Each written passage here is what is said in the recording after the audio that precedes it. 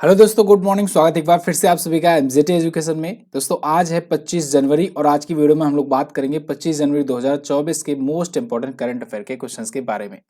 I hope आपको आज ये कलर मिक्सिंग कलर मैचिंग जो है काफी पसंद आएगी। आज पीपीटी का कलर चेंज किया गया है तो आपका अनुभव जो है वो शानदार रहने वाला है।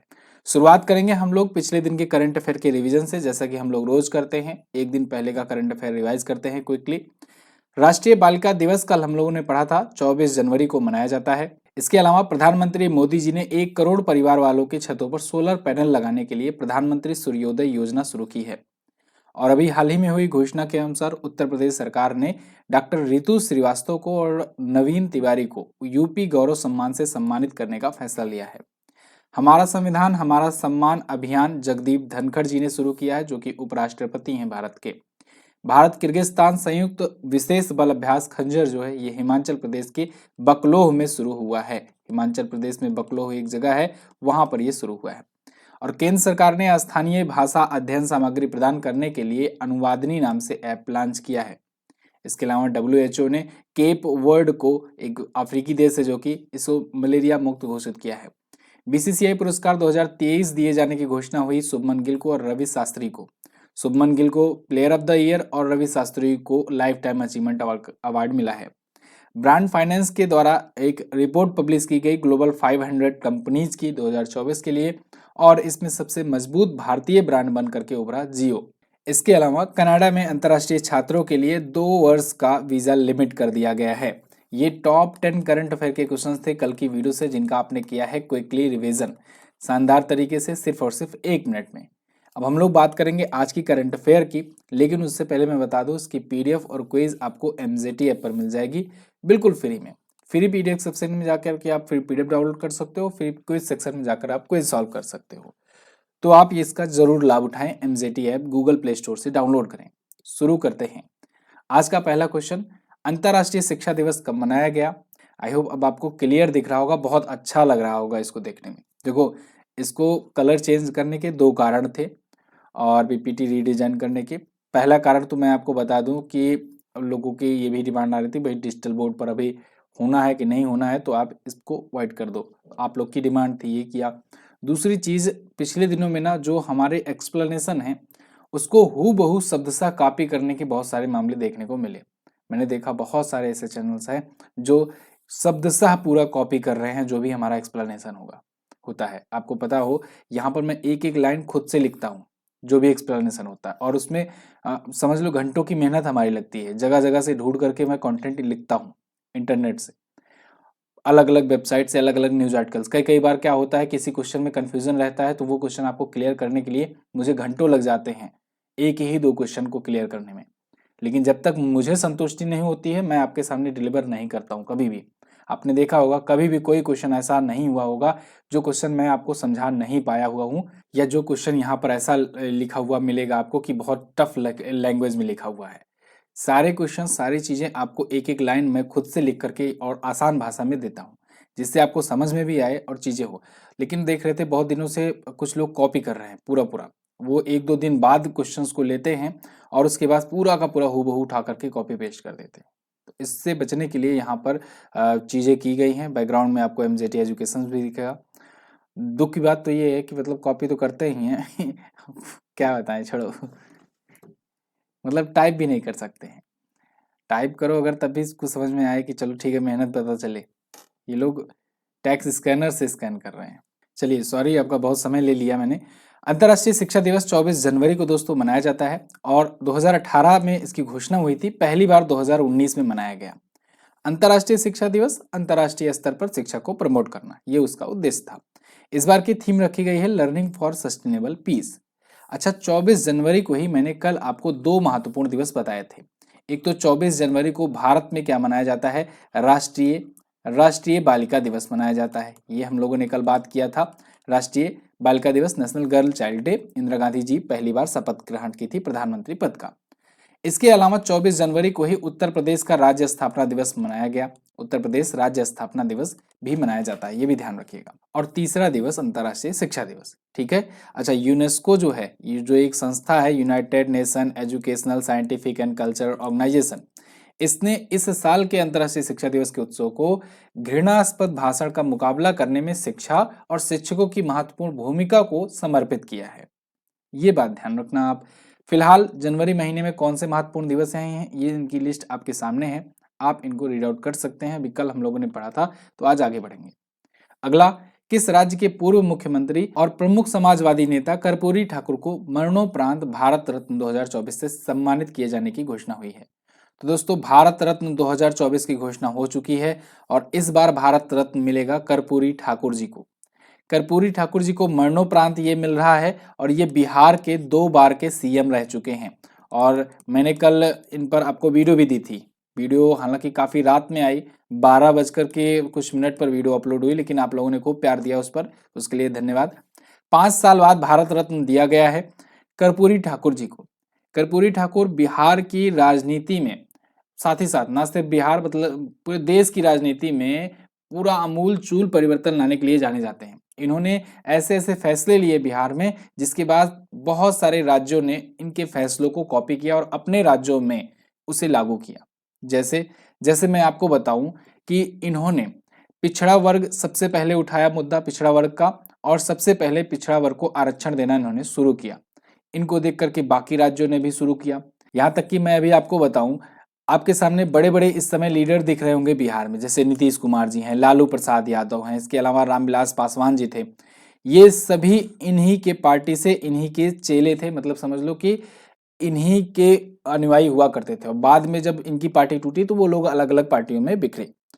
तो ये समझ लो कि उन लोगों के लिए आइडियल थे। अंग्रेजी की अनिवार्यता को इन्होंने समाप्त किया पढ़ाई में। बिहार में इन्होंने कहा कि भाई जब यहाँ के लोग जो हैं वो रीजनल हैं, उनको काम भी यहीं पर करना है, तो अंग्रेजी क्यों अनिवार्य है, तो इनकी अनिवार्यता समाप्त की। फिर बाकी राज्यों ने भी ऐसा करना शुरू किया। इन्होंने मैट्रिक तक की पढ़ाई जो है बिल्कुल फ्री कर दी थी। बिहार में उर्दू को इन्होंने दूसरी राजकीय भाषा बनाया। उत्तर प्रदेश की भी दूसरी राजकीय भाषा उर्दू है, ठीक है। इन्हें जननायक की उपाधि से सम्मानित किया गया, मतलब कि जननायक के नाम से जाने जाते थे, सामाजिक न्याय का मसीहा भी लोग कहते थे इन्हें। इनकी अभी 100वीं जयंती थी 24 जनवरी को, और इनकी 100वीं जयंती से एक दिन पहले यानी 23 जनवरी को राष्ट्रपति द्रौपदी मुर्मू जी की तरफ से, या कहें राष्ट्रपति भवन की तरफ से एक लेटर आता है और उसमें घोषणा की जाती है कि इस बार का भारत रत्न जाएगा बिहार के पूर्व मुख्यमंत्री स्वर्गीय कर्पूरी ठाकुर जी को। क्लियर है? तो ये 2 बार के बिहार के मुख्यमंत्री और 1 बार के डिप्टी सीएम भी रहे हैं, उप मुख्यमंत्री रहे हैं। बहरहाल इस पर मैंने आपको वीडियो दी हुई है, आप इसको जरूर देखिएगा और भी डिटेल में आपको जानकारी मिलेगी। साथ ही साथ भारत रत्न के बारे में भी बहुत सारी जानकारी मिलेगी। इनका कार्यकाल 22 दिसंबर 1970 से 2 जून 1971 और 24 जून 1977 से 21 अप्रैल 1979 तक एज ए सीएम रहा था। डिप्टी सीएम ये 5 मार्च 1967 से 31 जनवरी 1968 तक रहे थे। क्लियर है जी?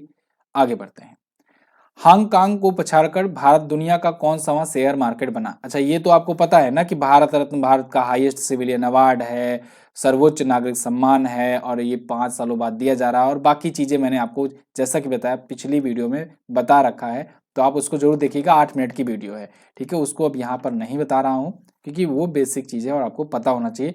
भारत में रह रहे हो तो भारत का सबसे बड़ा नागरिक सम्मान कौन सा है, ठीक है जी।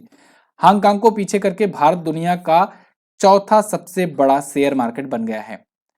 फर्स्ट पर अभी अमेरिका है, सेकंड पर चाइना है, थर्ड पर जापान है, और चौथे स्थान पर पहुंच गया है इंडिया का शेयर मार्केट। यहाँ पर आप देख पाओगे, आर्टिकल है आपके सामने, India overtakes Hong Kong as the world 4th largest stock market. भारत का 22 जनवरी 2024 तक शेयर बाजार बंद होने तक भारत की जो स्टॉक मार्केट की वैल्यूएशन थी वो 4.33 ट्रिलियन डॉलर हो गई थी, जबकि 4.29 ट्रिलियन डॉलर के साथ हांगकांग अब 5वें स्थान पर पहुंच चुका है। दोस्तों, भारत की स्टॉक मार्केट जल्द ही 5 ट्रिलियन डॉलर को क्रॉस करने वाली है। 5 दिसंबर को, अभी देखो पिछले ही महीने दिसंबर को 4 ट्रिलियन डॉलर की लाइन को पहली बार भारत ने छुआ था, और अभी देखो अगले ही महीने आते आते यहाँ पर ये स्थिति आई कि हम लोगों ने इनको पीछे कर दिया है, ठीक है। हालांकि हम लोग देखो जापान को पीछे कर सकते हैं, लेकिन चाइना और अमेरिका को पीछे करने में भी समय लगेगा, बहुत समय लगेगा, क्योंकि ये लोग बहुत आगे हैं अपने से, ठीक है ना। और वैसे अगर कुछ लक्ष्यों की अगर बात करें तो भारत ने लक्ष्य रखा है कि 2028 के फाइनेंशियल ईयर आते आते हम लोग जापान और जर्मनी की इकोनॉमी को पीछे कर चुके होंगे और दुनिया की तीसरी इकोनॉमी बन जाएंगे। साथ ही साथ हम लोग 2047 तक विकसित भारत का भी लक्ष्य बना करके चल रहे हैं और 30 ट्रिलियन डॉलर की इकोनॉमी का लक्ष्य बनाकर चल रहे हैं। अगला क्वेश्चन, हाल ही में इंडो इस्लामिक कल्चरल फाउंडेशन ने कहां पर मस्जिद मोहम्मद बिन अब्दुल्ला नामक मस्जिद निर्माण करने की घोषणा की? तो दोस्तों, इंडो इस्लामिक कल्चरल फाउंडेशन ने घोषणा की है कि वो अयोध्या में उत्तर प्रदेश में बनाएंगे मस्जिद, और इस मस्जिद का नाम होगा मस्जिद मोहम्मद बिन अब्दुल्ला मस्जिद। घबराइए नहीं, ऐसा नहीं है कि ये राम मंदिर जहां बना है वहां बना रहे हैं। सुप्रीम कोर्ट ने 2019 में जो अपना ऐतिहासिक फैसला सुनाया था राम मंदिर पर, उसको लेकर के आपको अगर पता हो इस फैसले के बारे में, तो इसमें 5 एकड़ की जमीन दी गई थी। 5 एकड़ की जमीन दी गई थी मुस्लिम पक्ष को भी, सुन्नी वक्फ बोर्ड को, और ये जो जमीन दी गई थी इसके लिए यहाँ पर कुछ इस प्रकार से मस्जिद और हॉस्पिटल्स बनना था। मैप में तो बहुत अच्छा लग रहा है, खूब अच्छे से इसका डिजाइन दिख रहा है, लेकिन अभी देखो 4 साल बीत गए, राम मंदिर बन भी गया और आज की स्थिति अगर मैं आपको दिखाऊं कुछ ऐसे है। यहाँ पर ऐसे बोर्ड लगा है और पूरी जमीन अभी तक खाली हुई है। क्यों? कारण ये है कि यहाँ पर जब कोर्ट में केस चल रही थी, देखो ये सच्चाई है और ये दुख की भी बात है, जब कोर्ट में केस चल रहा था वो केस इतना लंबा चला था, इतने बड़े बड़े वकील हायर किए गए थे, करोड़ों रुपए खर्च हुए, और वो करोड़ों रुपए पता नहीं कहां से सबके पास आ जा रहे थे। सब लोग वहां पर चंदा भी मिल जा रहा था, विदेशों से भी बहुत सारे लोग डोनेट कर दे रहे थे। जैसे ही फैसला आया, जब मस्जिद बनना हुआ, तो उसके लिए कोई डोनेशन ही नहीं दे रहा। यहाँ तक कि सच्चाई ये है कि 2 करोड़ रुपए नक्शा पास करने को लेकर के लग रहे थे, नक्शा बनने को लेकर के, और 2 करोड़ रुपए भी नहीं जुट पाए। इस वजह से नक्शा भी ठीक से नहीं पारित हो पाया था। फिलहाल अब यहाँ पर इस संगठन ने, यानी इंडो इस्लामिक कल्चरल फाउंडेशन ने, ये घोषणा की है कि अयोध्या में अब ये मस्जिद निर्माण का काम तेजी से करेंगे, इसके लिए डोनेशन वगैरह इकट्ठा करना शुरू करेंगे। तो इस मस्जिद का नाम मस्जिद मोहम्मद बिन अब्दुल्ला होगा, जो कि पैगंबर मोहम्मद साहब जी के नाम पर रखा जा रहा है। धन्नीपुर अयोध्या में, जहां पर इनको 5 एकड़ की जमीन मिली थी, वहां पर यह स्थापित किया जाएगा, मतलब निर्माण किया जाएगा इस मस्जिद का। तो यहाँ पर एक मस्जिद होगा और 500 बिस्तरों वाला एक हॉस्पिटल होगा। ये घोषणा पहले से ही हुई थी जब ये बनाने की बात हुई थी। तो ये अयोध्या शहर में ही पड़ता है, मतलब जिसका नाम पुराना फैजाबाद था, अब अयोध्या कर दिया गया है, वही शहर में पड़ता है, लेकिन धन्नीपुर गांव में पड़ता है, जो कि जहां आज के टाइम राम मंदिर बना हुआ है वहां से 25 किलोमीटर दूर है। ठीक है जी, तो यहाँ पर ये बनेगा। ओके, और राम मंदिर पर आज मैं आपको वीडियो देने वाला हूं, जिसमें Q&A की वीडियो होगी, और जिसमें हम लोग राम मंदिर से बनने वाले जो भी क्वेश्चन और आंसर हैं उनको एक वीडियो में कवर करेंगे, और उसमें बहुत सारे अच्छे अच्छे क्वेश्चंस रहेंगे, तो डेफिनेटली वहां से क्वेश्चन बनने के चांसेस तो हैं ही। वर्ष 2026 से शुरू होने वाले स्पेनिश फार्मूला 1 ग्रैंड प्रिक्स के लिए कौन सा शहर नया मेजबान बना है? तो स्पेनिश फार्मूला 1 ग्रैंड प्रिक्स दोस्तों, ये मैड्रिड स्पेन में खेला जाएगा, मतलब मैड्रिड स्पेन में आयोजित होगा। अब तक कहाँ होता था भाई? स्पेनिश है तो स्पेन में ही होगा। हाँ, होता था, लेकिन स्पेन में ही अब दूसरा सर्किट बनाया गया है। सर्किट क्या होता है? सर्किट एक्चुअली में, जैसे आप कहते हो ना, ग्रैंड स्लैम आप देखते हो, सुनते हो ग्रैंड स्लैम, तो ग्रैंड स्लैम टेनिस का मैदान होता है, सॉरी टेनिस का टूर्नामेंट होता है, और उसके लिए जो खेले जाते हैं, जहां पर वो मैच होते हैं, उसे कहते हैं कोर्ट। चाहे बैडमिंटन का हो, चाहे टेनिस का हो, तो उसे कोर्ट कहते हैं, जो खेल का मैदान होता है। ऐसे ही जो F1 रेस होती है ना, तो उसका जो रेस का जो कोर्ट होता है, या कहें कि जो एरिया होता है, जो जहां पर गाड़ियां दौड़ती हैं, उसे कहते हैं सर्किट। आपको याद होगा, मैंने बताया था चेन्नई में पहली नाइट सर्किट का उद्घाटन किया गया था।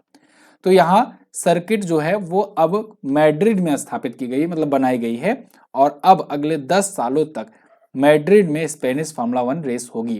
अब तक कहाँ होता था? 1991 से बार्सिलोना में होता था, ये भी स्पेन में ही है। तो नाम तो स्पेनिश फार्मूला 1 है, आपको पता होगा साल भर में ऐसे 23 से 24 होते हैं F1 रेस, और इसी में से एक है स्पेनिश F1 रेस। अब यहाँ पर 2026 से मैड्रिड में होगा। ठीक है, मैड्रिड स्पेन की राजधानी है, तो 2026 से 2035 तक यहाँ होगा। चलिए, फार्मूला 1 रेस के अध्यक्ष और CEO कौन है? स्टेफानो डोमिनिकली। ठीक है, पिछली साल सबसे ज्यादा रेस किसने जीती थी? मैक्स वर्स्टैपेन, नीदरलैंड के रहने वाले हैं, रेड बुल के खिलाड़ी थे।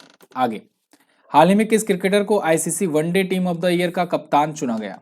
तो ICC one day team of the year का कप्तान चुना गया है दोस्तों रोहित शर्मा को। ICC ने अभी ICC अवार्ड्स की घोषणा की, और इस ICC अवार्ड्स में उसने ODI की टीम लिस्ट जारी की है।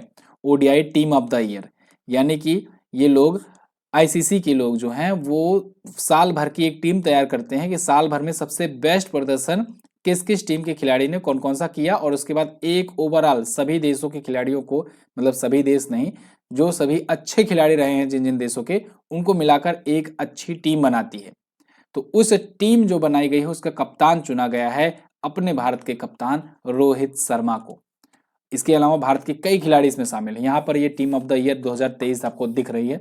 जैसे भारत के खिलाड़ियों की बात करें तो रोहित शर्मा, शुभमन गिल, इसके बाद विराट कोहली, इसके बाद अलावा मोहम्मद सिराज, कुलदीप यादव और मोहम्मद शमी को चुना गया है। ये बिल्कुल ऐसे सीरियल में भी हैं, आप देख सकते हो, जैसे कि पहले इनके अनुसार ओपनर उतरेंगे शुभमन गिल और रोहित शर्मा, फिर वन डाउन आएंगे ट्रेविस हेड, और ये वही बंदा है जो भारत को हराया था।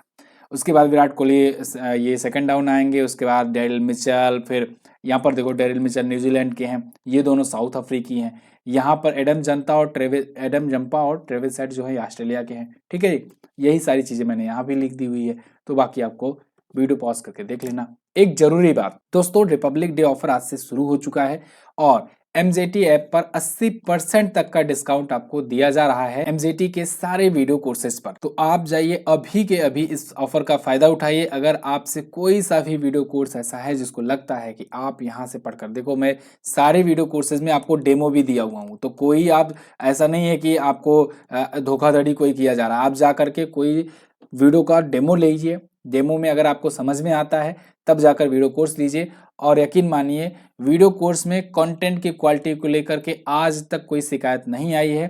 और बाकी जो लोग नए आए हो, नए जुड़े हैं चैनल पर, उनसे मैं यही कहूँगा कि आप जाकर हमारे चैनल पर 2 4 10 वीडियो देखिए, आपको हमारे पढ़ाने का तरीका समझ में आए, तब जा करके हमारे वीडियो कोर्सेज को लीजिए। और जो लोग जो हैं पुराना हमसे पढ़ते आ रहे हैं उनके लिए बहुत बेहतरीन मौका है, आज़ादी 80 कूपन कोड यूज कीजिए एमजेटी ऐप पर और वहां से आपको मिलेगा डिस्काउंट। एमजेटी ऐप आपको गूगल प्ले स्टोर पर मिल जाएगा और वहां से आपको वीडियो कोर्स सेक्शन में जाना है। कोई भी अगर दिक्कत आती है, प्रॉब्लम आती है, सुझाव चाहिए, तो इस नंबर पर व्हाट्सएप कर देना है आपको। सिंपली आपको एप्लीकेशन में जगह जगह ऐसे ब्लिंक करता हुआ आइकॉन दिखेगा, उसको प्रेस कीजिएगा, डायरेक्ट पहुंचोगे आप हमारे व्हाट्सएप पर। वहां से पूछिए या डेमो नहीं मिल रहा है या कहाँ से डेमो देखें या कैसे परचेज करें या वहां से पेमेंट नहीं हो पा रहा है, तो सारा चीज आपको यहाँ पर बताया जाएगा। ठीक है जी, तो आप कूपन कोड आजादी 80 का यूज करके 80% का ऑफर का फायदा उठाइए। ये केवल 2 दिनों के लिए है। ठीक है, ये 25 और 26 जनवरी के लिए है, तो इसका आप फायदा उठाइए जल्दी से। आगे बढ़ते हैं। हाल ही में किस राज्य सरकार ने फरवरी में गृह ज्योति योजना लॉन्च करने की घोषणा की? तो दोस्तों तेलंगाना राज्य सरकार ने गृह ज्योति योजना को फरवरी 2024 में लॉन्च करने की घोषणा की है। अब देखो गृह ज्योति योजना इतना तेजी से क्यों शुरू की जा रही है? अब इसमें देखो हो गया एक्चुअली में बवाल क्या हुआ, बहुत सारे लोग जो हैं, चूंकि कांग्रेस जो है, कांग्रेस यहाँ गवर्नमेंट बनाई हुई है अभी विधानसभा चुनाव में, तो कांग्रेस ने 6 गारंटी यहाँ पर की हुई थी कि 6 गारंटी होगी और 6 गारंटी लागू की जाएगी। उन्हीं 6 गारंटी में एक गारंटी ये भी थी गृह ज्योति योजना की। अब समझिएगा, गृह ज्योति योजना ये कहे तो शुरू करेंगे चुनाव के बाद और इसके तहत 200 यूनिट की बिजली देंगे फ्री में। तो अब यहाँ पर हुआ क्या कि तेलंगाना के जो नागरिक हैं वो बिजली का बिल भरना ही बंद कर दिए। वो कहे भैया सरकार तो फ्री करेगी तो अभी हम क्यों भरें, तो वो भरना बंद कर दिए। तो अब जो है तेलंगाना गवर्नमेंट जो बाकी के 6 गारंटी में कई गारंटी ऑब्वियस सी बात है ये शुरू कर चुकी है, मैंने आपको बताया भी है। तो इनको सामने आना पड़ा और ये क्लियर करना पड़ा कि भाई ये योजना हम फरवरी से शुरू करेंगे और फरवरी से शुरू करेंगे तो उसके बाद आपको 200 यूनिट की मुफ्त बिजली मिलेगी। लेकिन ऐसा नहीं कि आप अभी जो है ये बिल ही नहीं जो जमा कर रहे हो वो बिल उठाओ, नहीं, आपको दिसंबर 2023 से लेकर जनवरी 2024 के बीच अपने जो बिल है बकाया उनको भुगतान करना होगा और इससे पहले कोई भी बकाया नहीं रखनी होगी। वो सब पेड करोगे उसके बाद ही ये फायदा उठा पाओगे। ठीक है, तो ये चीजें हुई यहाँ पर गृह ज्योति योजना जिसके तहत 200 यूनिट मुफ्त बिजली दी जाएगी, ये बात ध्यान रखना है। तो ये योजना शुरू हो जाएगी फरवरी से, मतलब फरवरी से लागू होगी। वैसे कांग्रेस की 6 गारंटी की अगर बात करें जो तेलंगाना में इन्होंने घोषणा किया था कि 100 दिनों के अंदर अंदर, सरकार बनने के 100 दिनों के अंदर अंदर ये लागू करेंगे, तो यहाँ पर महालक्ष्मी योजना, रैतु भरोसा योजना, इंदिरा योजना, गृह ज्योति योजना और युवा विकासम योजना, चौथा योजना, ये 6 गारंटी थी। और इसके बारे में मैं पहले भी आपको बता चुका हूं, समय समय पर जब जब एक एक योजना लॉन्च कर रहे हैं तब तब मैं आपको कवर करा करके बता रहा हूं। ठीक है जी, आगे बढ़ते हैं। अब तेलंगाना की बात करते हैं। तेलंगाना आपको यहाँ पर दिखेगा, देखो अब यहाँ पर मैप वगैरह भी इस वाली पीपीटी में क्लियर दिख रहा है काफी, है ना। चलिए, तो हैदराबाद जो है इसकी राजधानी है।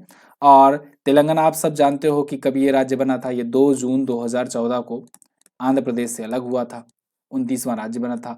33 जिले हैं, 119 विधानसभा में सीटें हैं। अभी जो चुनाव हुआ उसमें रेवंत रेड्डी नए सीएम बन करके आए हैं, तो न्यू सीएम है, तो नाम याद रखना। लोकसभा में 17 सीट यहाँ से, राज्यसभा में 7 सीट जाती है। तमिलसाई सौंदरराजन जी यहाँ की गवर्नर हैं। आगे बढ़ते हैं।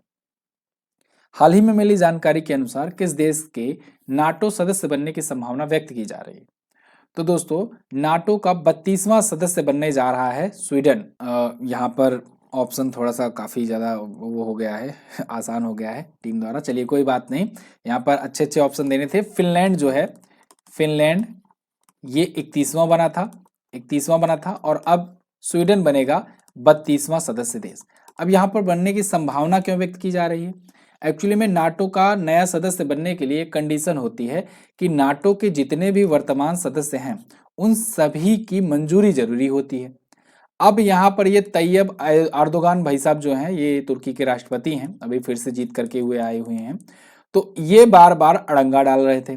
अड़ंगा मतलब कि ये बार बार प्रॉब्लम क्रिएट कर रहे थे। ये स्वीडन को बनने नहीं देना चाह रहे थे। ये कहे कि नहीं, स्वीडन को नहीं ऐड करना है। इनकी अपनी कुछ मांगे थी और ये बहुत चालू बंदा है। तैयब अर्दोगान जो है ये बहुत ही टेक्निक से अपना मतलब सिद्ध कराता है। और अगर आप मैप में देखोगे ना, ऐसी लोकेशन पर है तुर्की कि हर बार हर मामले में इसकी जरूरत पड़ी जाती है। तो ऐसे यहाँ पर भी स्वीडन को नाटो में शामिल कराने को लेकर के इन्होंने भी कहा कि नहीं, हम नहीं मानेंगे। इनकी कुछ मांगे थी वो पूरी की जाए। तो अब वो सब सेटलमेंट हो गया है। फिलहाल ये मान गए हैं दादाजी और अब नाटो का सदस्य स्वीडन बन जाएगा, मतलब इसकी राहें खुल गई हैं। बाकी सब लोग जो मंजूर थे। तो नाटो के बारे में आपने ये समझा कि इसका एक ये कंडीशन है कि सभी को नया सदस्य जोड़ने के लिए सभी की जो वर्तमान सदस्य हैं उनकी मंजूरी जरूरी है। दूसरा एक पॉइंट, नाटो का आर्टिकल 5 ये पूछा जा सकता है आपसे, क्योंकि रसिया यूक्रेन के टाइम पर काफी ज्यादा ये चर्चे में था। इसका आर्टिकल 5 ये कहता है, अनुच्छेद 5 ये कहता है कि अगर नाटो के किसी भी मेंबर पर कोई देश अगर हमला करता है तो नाटो वो अपने ऊपर हमला मानेगा और सभी देश मिलकर पूरी ताकत के साथ उस पर अटैक कर सकते हैं। ये इसका अनुच्छेद 5 है, जिसकी वजह से बहुत सारे देश इसे जुड़ना चाहते हैं और जिसी के चक्कर में हो गया यूक्रेन बर्बाद। ये यूक्रेन भी नाटो में ही शामिल होना चाह रहा था, जिस वजह से रसिया ने यहाँ पर किया है। फिलहाल नाटो के बारे में बात करें, नॉर्थ अटलांटिक ट्रीटी ऑर्गेनाइजेशन है। इसकी स्थापना 1949 में हुई थी। जब यह स्थापित हुआ था तब केवल 12 सदस्य देश थे। आज के टाइम पर इसके हो गए हैं 12 से बढ़कर के 32 सदस्य देश, अगर स्वीडन भी जुड़ जाता है तो फिलहाल हेडक्वार्टर इसका ब्रुसेल्स बेल्जियम में है। अध्यक्ष हैं जेम्स स्टोलनबर्ग। आगे बढ़ें। हाल ही में भारत और किस देश के बीच संयुक्त सैन्य अभ्यास साइक्लोन शुरू हुआ? तो साइक्लोन अभ्यास जो है भारत और इजिप्ट के बीच यानी मिस्र के बीच शुरू हुआ है। ये इसका दूसरा संस्करण है। भारत और मिस्र के बीच में 22 जनवरी से शुरू होकर 1 फरवरी तक चल रहा है। ये पिछली बार जब पहला संस्करण था तब वो भारत में आयोजित हुआ था और अब दूसरा है। अच्छा, साइक्लोन से मुझे याद आ रहा है, एक मैंने आपको डेजर्ट साइक्लोन बताया था। डेजर्ट साइक्लोन अगर पूछा जाए, वो भी अभी हुआ है कुछ दिन पहले ही। डेजर्ट साइक्लोन पूछा जाए तो आप भारत और यूएई बताएंगे, भारत और यूएई बताएंगे। वैसे डेजर्ट फ्लैग भी भारत और यूएई के बीच में होता है और साथ ही साथ भारत और यूएई के बीच में होता है जायद तलवार भी। फिलहाल यहाँ भारत और मिस्र की बात हो रही है, इजिप्ट की बात हो रही है, इन दोनों के बीच में साइक्लोन हुआ। क्लियर? अगला यहाँ पर कुछ अभ्यास है जिनको आप रिकॉल कर सकते हो। जैसे अभ्यास अभी खंजर हुआ, जिसके बारे में हम लोगों ने कल बात किया था, भारत किर्गिस्तान के बीच में, हिमाचल प्रदेश में शुरू हुआ है। सहयोग काइजिन भारत जापान के बीच में हुआ। एक्स अयोध्या भारत और थाईलैंड के बीच में हुआ। डेजर्ट साइक्लोन भारत और यूएई के बीच में। ऑपरेशन प्रॉस्पेरिटी गैरिजन ये मल्टीनेशनल एक्सरसाइज है, लाल सागर में हुआ। विनबेक्स भारत और वियतनाम के बीच में हुआ, हनोई में। सूर्य किरण ये भारत नेपाल के बीच में, पिथौरागढ़ उत्तराखंड में हुआ। आस्त्र हिंद ऑस्ट्रेलिया और भारत के बीच में हुआ। एक्स संप्रीति भारत और बांग्लादेश के बीच में, उमरई में। युद्ध अभ्यास भारत और अमेरिका के बीच में, अलास्का में। और आसियान या आसियान के 10 सदस्य देशों के बीच में, इंडोनेशिया में हुआ है। आखिरी क्वेश्चन, हाल ही में नमीबियाई चीता ज्वाला कितने शावकों को जन्म दी? तो दोस्तों, नमीबिया से लाई गई चीता ज्वाला जो थी, जो कि फीमेल थी चीता, मादा चीता थी, इसने अभी 3 शावकों को जन्म दिया है। ये एक बहुत बड़ी बात है क्योंकि नामीबिया से जब चीते लाए गए थे, 8 चीते लाए गए थे और उनमें से कुछ की मृत्यु हो गई थी। तो इसके बाद लोग मतलब ये आशंका जता रहे थे कि क्या यहाँ पर ये लोग मतलब कंफर्टेबल वातावरण नहीं पा रहे हैं क्या, कि मतलब यहाँ पर ये लोग सरवाइव नहीं कर पाएंगे क्या। हालांकि हम लोगों ने प्रोजेक्ट चीता चला करके साउथ अफ्रीका से भी डील किया, दक्षिण अफ्रीका से भी 100 चीतों की डील की कि अगले आने वाले कुछ वर्षों में धीरे धीरे करके 100 चीते लाए जाएंगे। ये प्रोजेक्ट चीता के तहत किया गया था। ये सारे चीते ला जा करके कहाँ रखे जा रहे हैं, ये कुनो नेशनल पार्क में छोड़े जा रहे हैं।